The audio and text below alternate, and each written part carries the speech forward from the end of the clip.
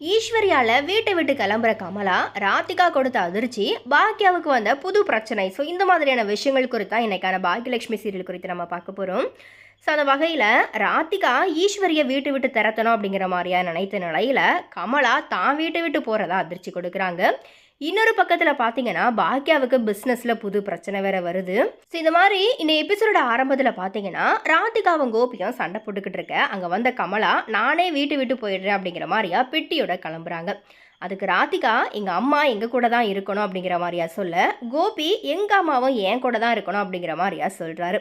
அப்போது ராதிகா கமலா கிட்ட என்னை விட்டுட்டு போகாதம்மா அப்படிங்கிற மாதிரியா சொல்ல, அதுக்கு கமலா நான் மயுவை பார்க்க தான் இங்கே வந்தேன், ஆனால் இங்கே இருக்கிற சூழ்நிலை எனக்கு சரின்னு படலை, அதனால் நான் உங்கள் அண்ணன் கூடவே போய் இருந்துக்கிறேன், அங்கே கூட நான் நிம்மதியாக இருந்தேன் அப்படிங்கிற மாதிரியா சொல்ல ராதிகா கோபி கிட்ட கோவப்படுறாங்க. ஆனாலும் கோபி தன்னோட அம்மா தன்னோட தான் இருப்பாங்க அப்படிங்கிற மாதிரியா சொல்லிட்டு கோவமாக வெளியவும் வராரு.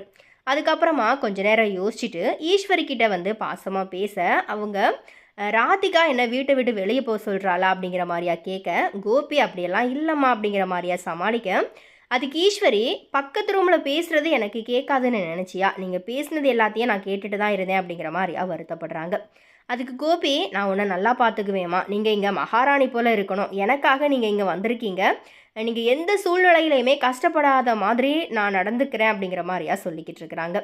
அதை தொடர்ந்து கமலா தனக்கு தரையில் படுத்ததால் கால்வலி அப்படிங்கிற மாதிரியா பேசிக்கிட்டு இருக்க ராதிகா கமலாவையும் மயுவையும் தன்னோட படுக்க சொல்லிட்டு கோபியை சோஃபாவில் போய் தூங்குங்க அப்படிங்கிற மாதிரியா சொல்லி கதவையும் பூட்டிக்கிறாங்க.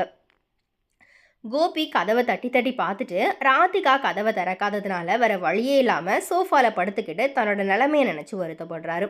அதை தொடர்ந்து பாக்யா ரெஸ்டாரண்ட்டுக்கு பக்கத்தில் பார் திறக்கிறதுக்கான வேலைகள் நடந்துக்கிட்டு இருக்க செல்வியும் பாக்யாவும் அதை பற்றி கோவப்படுறாங்க.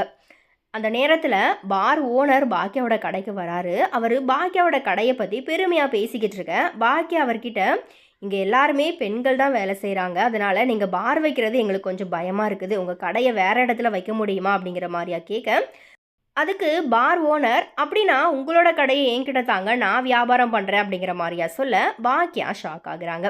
அதுக்கப்புறமா அடுத்த கட்டத்தில் பாக்யா கிட்ட செல்வி ஜெனியும் அமிர்தாவும் சரியாக பேசிக்கிறது இல்லை, ஏதோ சரியில்லை அப்படிங்கிற மாதிரியா எனக்கு தோணுது, கொஞ்சம் பாருக்கா அப்படிங்கிற மாதிரியா சொல்லிட்டு கிளம்பிடுறாங்க. அதை தொடர்ந்து அமிர்தா கிட்ட பாக்யா இதை பற்றி பேச, அமிர்தா நான் தாத்தாவுக்கு சாப்பாடு கொடுக்கறது ஜெனிக்கு பிடிக்கல, அதனால் அவங்களே வேலை செய்யட்டும் அப்படிங்கிற மாதிரியா விட்டுட்டேன் அப்படிங்கிற மாதிரியா சொல்ல, அதுக்கு பாக்யா ஜெனி ரொம்ப கஷ்டப்பட்டுட்டா, அவள் இப்போ தான் கொஞ்சம் கொஞ்சமாக பழைய நிலைமைக்கு வரா, ஜெனி நிறைய விஷயத்தில் பாதிக்கப்பட்டிருக்கா, அதனால் நாம தான் கொஞ்சம் பொறுமையாக போகணும் இந்த மாதிரியா அமிர்தாவுக்கு வந்துட்டு அட்வைஸ் கொடுக்குறாங்க. ஸோ இப்படியா இன்னும் எபிசோடு வந்துட்டு முடியுது. ஸோ நாளைக்கு என்ன நடக்க போகுது அப்படிங்கிறத நம்ம நெக்ஸ்ட் வீடியோவில் பார்க்கலாம்.